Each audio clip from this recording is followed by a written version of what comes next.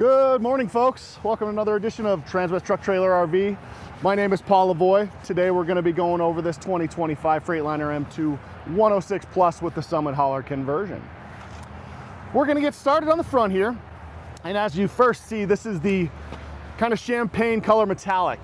It really does pop when it's actually in the sun. You can see it sparkle. This is an absolutely gorgeous color that they offer. Really, really love it. But getting back into it, Summit Hauler conversion on the front grille right here. Really makes it pop the chrome. And then down below here you have Freightliner's patented 3-piece bumper, making it so it's very, very easy and interchangeable. If anything does happen on the road, they can replace it very, very quickly and get you back on the road as fast as possible. And then down below here, you got your recovery hooks. And then of course, your Detroit Assurance safety package right here in the middle. This is gonna make it so if somebody does brake in front of you and you're not paying attention, it is going to actually intervene and brake for you. Always want to be safe out there, so we do want you paying attention. The hood is a compressed fiberglass hood, very, very durable, making it so, if, like in Colorado here, we do get a lot of hail, so you're not going to get the little dings on this one. Very, very durable though, very lightweight, so you can easily open it. You just got to make sure that both sides are hooked on the absolute sides. Right here, we're going to take a look on the inside of the engine. This is the Cummins L9. It has 360 horsepower, 1,150 pound-feet of torque. And as you can see, if you're mechanically inclined, it's very open in here. You can easily work on here, doing whatever you really need to do. Up top, you got your air filter, your coolant over there, oil fill right there, your dipsticks over here. And then of course, right here is your fuse relay box. If you need to change out any of the fuses, very, very easy to actually access. There is another fuse panel on the inside. I will show you where that's at when we get in there. Right here, we've got your fuel filter water separator, power steering fluid reservoir right there. A nice little feature that they actually add in here are the 2 leads, the negative and the positive. If your battery does die, you can get a quick jump and then you can maintenance your batteries accordingly to whatever needs to go on. Tires right here, we've got 255/80 R22.5s. And of course the Alcoa wheels that we put on every single one of our Freightliners. There is an added drum in here. It is a wheel balancing drum, so you don't need to put the weights in here. Right here we have ball bearings that are in there, making it so you've got the centrifugal force. It will automatically make it so that you can keep as much surface tire on here. You're not bouncing up, down, going down the road. I'm gonna give this hood a shut. As you can see, it's very easy to do. Just push it down. It's gonna fight you a little bit because we've got the gas springs in there pushing back. So if a gust of wind or if somebody wants to play a prank on you and shut it on you while you're working on it, it makes it so it's a lot harder to do. Just make sure you do snap it back down on both sides, making it safe. Up here we've got what we call our breakaway mirrors. When I say breakaway, if you do hit something or something hits you, they just break away. It's very easy. And then if you want to move it back, just go right ahead. Top mirror is powered. It is heated as well. And then of course you've got your indicator lights right here. And then this one is a mirror that actually shoots out. It's like a walleye vision that shoots out a little bit farther so you can make sure that you're being as safe as possible. You can see everybody to the actual side. We've got 2 step-ups right here. Very, very large surface area, so when you are planting your foot down here, you're trying to be as safe as possible. 3 points of contact is what we're always recommending, but there's a track system right here, making it an anti-slip, so if it is wet or snowy out, you're making it so you're not slipping around. Right here, this is your cover for your tank. We have 2 fuel tanks on this one, 50 gallons on this side, 50 gallons on the other side, making it a total of 100. And then of course your DEF tank right here, it is a 6-gallon DEF tank. You're roughly getting about 300 to 350 miles per gallon. And best feature of these ones, it is lockable. We're gonna hop inside the cab here. Looking up there, you're gonna see the Summit Hauler actual conversion. It's a very durable leather, beautiful setup, very comfortable seat. It is an air ride seat, which is an awesome feature they add, making sure that you are absorbing as much of the bumps as possible. Adjustment for the air ride is very easy, just going up and down, and it's your preference however you want to customize it. Tilt feature right here, so for the back seat, your lumbar right here, and this one in particular has heated and cooled seats, so the top is heated, the bottom is cooled. And down below here you have Freightliner's kill switch, making it so if you're not a daily driver on it, that it will actually just turn the hit the switch, it'll turn the electronics off, so it's not going to burn out your batteries. There's one other feature that's in here. It's a light switch button right here. It just says light test, so if you click that, you'll get out, walk around your truck, make sure all your indicator lights are actually working. We're gonna shut this. I did miss one feature down here.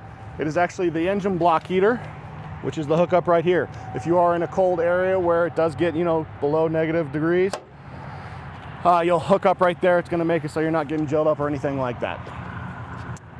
We do have a trickle charger feature right here as well. If you want to top off your batteries, you have the ability to do it right here, but you also have the ability to charge a 12-volt battery as well. Looking in the back here, you're going to see that you've got the 3-passenger sofa. When I call it a sofa, it means that it actually can go down into a bed.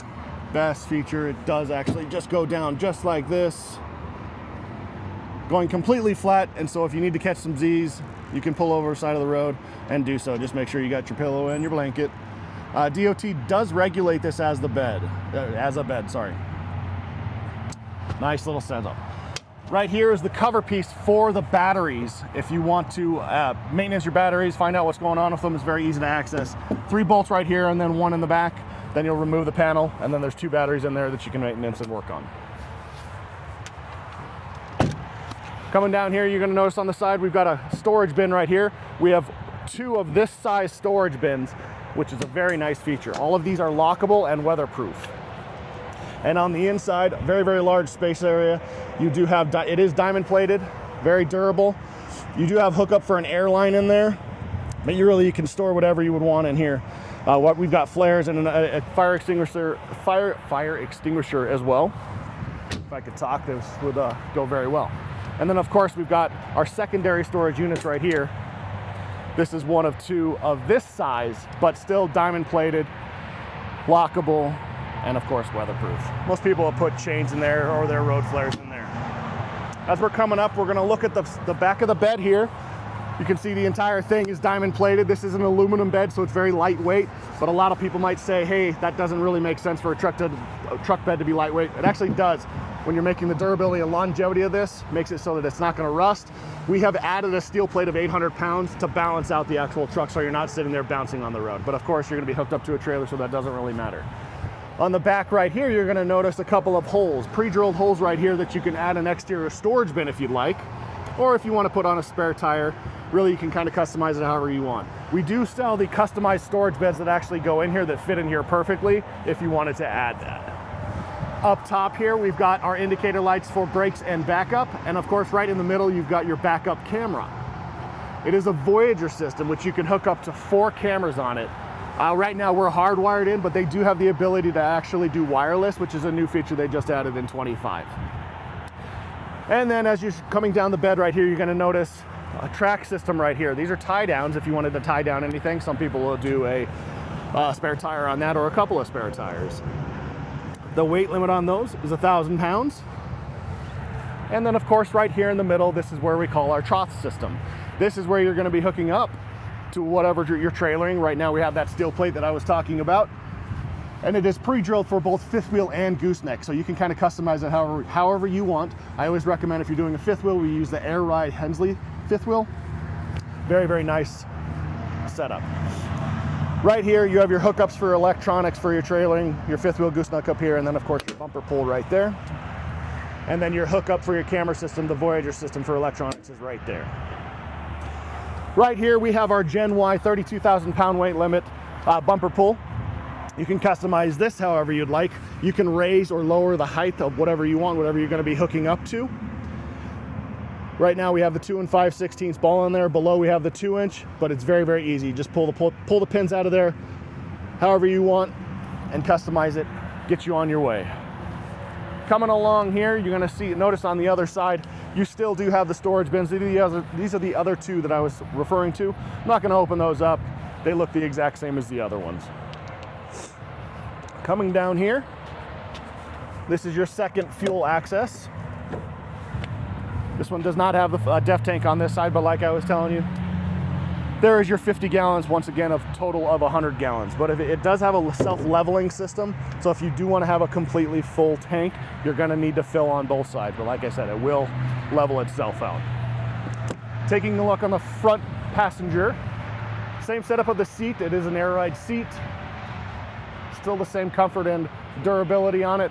The one key feature I was going to show you in here is the fuse panel. The secondary fuse panel is under here. You would just pull this out, pull it out, and then you can access the fuses right in there.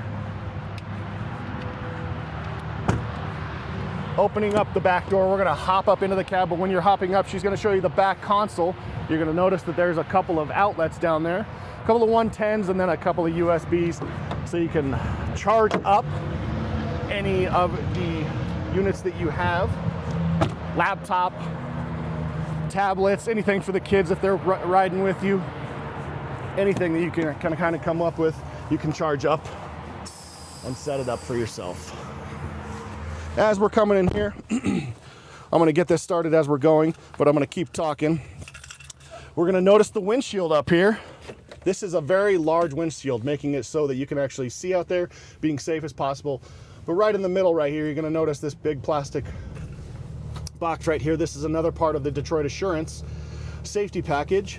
This is more for the lane keep assist, making sure if you're not signaling going outside your lanes, it's going to give you an audible vibration on the left and obviously to the right as well, letting you know, hey, are you meaning to go outside of the lane, or are you just not paying attention to the actual road? We're going to take a look at the steering wheel right here. These are all on the left side, are controls for the actual dashboard right here. You can kind of customize whatever information you want to look at right there. And then of course you've got your dials right here. You've got your RPMs, your oil pressure, your fuel gauge right here. You will notice that there is two gauges in here. They're kind of right next to each other right now. The white one is for your fuel. The blue one is for your DEF, letting you know exactly what's going on. On the right side, you've got your miles per hour right here. And right here, you've got your air for your primary and your secondary. Once again, white being primary, blue being the secondary. And of course, you have your water temperature on the right. Right here, controls for Bluetooth on these two buttons, answering and hanging up phone calls, and then controls for your actual cruise control is right there. Taking a look right here, this is your actual gear shift. Very easy to maneuver. Drive on the top, reverse on the back, and then neutral right in the middle. This is a multifunctional lever though. You can actually go into an automatic a manual transmission. When you're going up and down in gears, you're going to be going down this way and then back up this way, just cycling up and down in the gears. One other feature on this is also your engine brake. So if you're all the way up, it has 3 different levels. You're off if you're all the way up, and then if you're just going down, 1, 2, and 3. And then of course, if you just want it off, just going right back up. Hookups for your air supply right here for your trailer, and then this one's for the actual truck. Right here is controls for your subwoofer for the infotainment system. This one's a red arc system that we've added. This is for electronic brakes. If you're trailering anything, you can set the gain to whatever you would like. Buttons right here, very easy to access. Hazard, dome light, footwell light, and then the pre-trip light. Pre-trip is also a very important one. It's very similar to the light test button that we were showing when I opened up the front driver door a little while ago. This one is for the entirety of both the truck and the trailer. So you would hit that button, you'll walk out. Takes about a minute to get started, and then you'll walk around making sure all of the indicator lights for both your truck and your trailer are working properly. Right here you have optional switches that you can add really anything that you want. Some people will add a light bar. Sometimes we add a light bar. You can add a winch. Anything that you can kind of customize your truck however you'd like. These are your optional switches, electronics that you can hook up to. These 4 buttons right here are for your safety systems. These first 3 are always on. This is the buttons to turn it off. The first one's automatic brake assist, lane departure warning, and then of course traction control. This fourth button is your shutdown override button. Very, very important safety feature on this one, because if there's something going on with the truck and it's letting you know, hey, we're gonna shut down in like 30 to 45 seconds, but you're right in the middle of the highway, but you obviously don't wanna do that. You wanna get to the side of the road and be as safe as possible for both you and everybody out on the road. You would hit that button, and that's gonna keep the engine going no matter what. But you just gotta make sure that you're paying attention to that, and once you get to the safe spot, you're gonna have to turn off the truck. Right here are controls for the rear air, cooling, heating, and then your fan speed right here. If you're in the neutral position like that, the fan is off, but it's high and low. Locking differential right here for the rear, and then of course your suspension dump right here. This is if you're hooking up to a low trailer, you hit that, lowers the back so you can drop into that back part, or to that lower trailer. Right here you've got a USB-A and then an HDMI. Both of these are hookups for the infotainment system right here. If you want Apple or Android CarPlay, you have the ability to do that, but you have to be corded in. Very easy to use this infotainment system. You don't have to be tech savvy. It's very self-explanatory. Radio, USB, Bluetooth music, phone. You've got your navigation in here if you don't want to use your phone as well. Nice little system setup. But like I said, you don't need to be tech savvy to actually maneuver around in this. Very, very easy. Down below here, you've got controls for the actual front air, fan speed right here, your different zones, and then of course cooling and heating right here. You also have a button for recirculated air. This large middle console area, you have 4 cup holders that are massive. I love this feature on here. You can actually pull these out if something does spill. It's very easy to change it out and clean it up.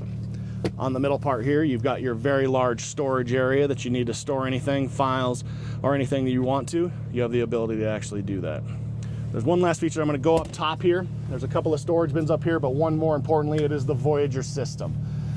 This is your backup camera, what I was talking about earlier. We only have that one hooked up, but you can hook up to 4 cameras on it. When you're cycling through, you would just go here and then click it over 2, 3, 4, but it also does a split screen.